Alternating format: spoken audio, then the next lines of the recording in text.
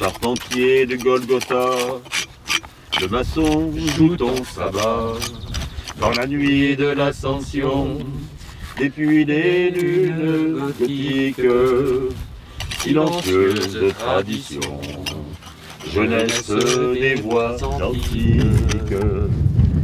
Et quand maître tu seras, que l'orgueil te tentera, reviens au manoir la nuit, comme au temps de ton jeune âge, montrer tes couleurs jolies aux mers du compagnonnage. Le maître dit à la bourgeoise, nous avons là un bon ouvrier, et puisque notre fille est grande, il nous faudrait les marier. Quel programme! La fille prend sa quenouillette, et près de moi 120 filets. La fille prend sa quenouillette, et près de moi 120 filets. Tandis que de mon herminette, je taille volute et dernier. Ah, dites-moi, tailleur Pascal, de pierre. Oui. tu es maçon, tu es compagnon. D'où tu tiens cette connaissance des sites historiques? Là ici, quand on est arrivé le premier jour cette semaine, on a eu donc les archéologues qui gèrent le site avec la médiatrice culturelle qui nous ont refait faire un tour du site, qui nous ont expliqué comment ils voyaient les choses. On a pris un peu la température du site ensemble et on a fait quand même une synthèse entre ce que eux attendaient de nous, en leur expliquant ce qu'on pouvait peut-être leur offrir. Après est arrivé l'architecte. Donc l'architecte est un architecte du patrimoine. Lui avait un projet beaucoup plus établi, c'est normal, il doit le présenter aussi aux élus. Donc on a des dessins, on a des schémas et on a quelqu'un qui est beaucoup plus directif. Et c'est normal, qui nous dit, cette portion de mur par exemple, je pense qu'il faut déposer toutes les assises et remonter les assises de manière à renforcer la partie supérieure du mur. Je viens de loin, je viens du Tarn, je viens de Cordes-sur-Ciel. Et à Cordes-sur-Ciel, on a quelque chose d'étonnant, on a des mouvements géologiques assez importants qui fait qu'on a du calcaire tout à fait similaire à celui-là, avec des constructions assez similaires à celles qu'on a ici en Charente. On a du grès, on a du schiste, on a de la terre cuite, de la terre crue, on a plein de systèmes qui cohabitent ensemble. Et on descend au sud du Tarn et on a du granit. Donc on a une très grande variété de matériaux et de façons de bâtir.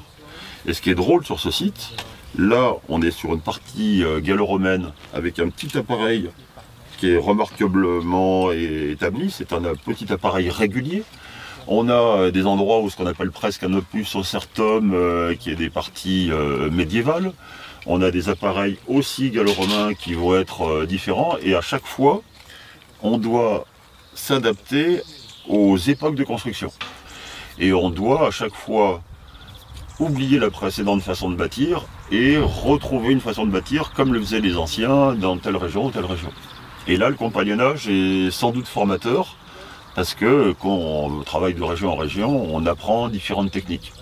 Là, c'est une première année quand on voit la taille du site et l'état du site. Il a beaucoup souffert, bon, c'est normal. Il y a quand même plusieurs millénaires, puisque ça fait, pour des parties, ça fait bientôt 2000 ans. S'ils veulent le faire visiter et qu'il reste lisible longtemps, ou en tout cas quelques décennies, on a intérêt à fixer ces parties. Ce qu'il ne faut pas oublier, c'est que je fixe le dessus de manière à conserver le dessous. Même si mon dessus, il n'est pas fantastique, moi je fais de mon mieux, mais s'il n'a pas exactement la même couleur et tout, l'objet, c'est de fixer ça pour que ça tienne dans le temps. Et en réalité, le public, lui, il regarde la construction des pierres, le mortier d'origine, il est là-dessous.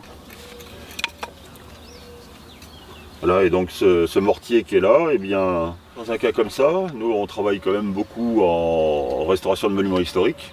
Et quand on fait des enduits en recherche, quand on fait des jointoiements en recherche, on reprend les vieux mortiers, on les rebroie. Donc tout ça, on va le réenrichir avec du sable. Donc on a amené un sable roux qui a une belle granulométrie et puis une chaux hydraulique naturelle qui a une bonne tenue aussi au gel. Et on rebroie les matériaux d'origine de manière à ramener un mortier plus résistant, plus moderne si on veut, mais qui soit en relation avec les vieux mortiers. Et si j'ai pas toutes mes tonalités, derrière on ramènera des ocres. On a des ocres avec des terres qui font une petite mise en teinte. Et comme le mortier qu'on met, c'est un mortier de chaux qui est poreux, les ocres, même les oxydes, hein, on a des oxydes qui ont des atomes vraiment très très fins, vont pénétrer et donner un peu de coloris à ce mortier-là. Les Romains avaient aussi des truelles, avaient aussi des langues de chat. Là, on a un fer à joint là, qui est magnifique, qui est très ancien. Donc pour aller bourrer le mortier aussi, cette technique-là. On a un outil qui est très rare, qu'il devait sans doute avoir, c'est une fiche. Une fiche, cette là qu'on s'est fabriquée en bois toute simple, qui permet aussi d'aller garnir le mortier un petit peu loin sous les pierres, de le faire aussi un peu pénétrer. Et puis après, c'est vrai qu'on fait partie des entreprises qui travaillent en monument historique depuis pas mal de temps. Et on a un peu une culture de l'outil. Si on commence à arriver avec des pompes à béton et des transporteurs de mortier, là, ça ne serait pas adapté. La connaissance de l'outillage classique déjà, hein, et puis quand même un peu d'outillage ancien, un peu de combine de métiers, fait qu'on peut intervenir plus facilement sur un site comme ça. C'est quand même pas un chantier classique où on dépose tout, on bétonne tout, on remet, il faut qu'on ait de l'écoute, de la finesse, et c'est un peu pour ça qu'on est là, quoi.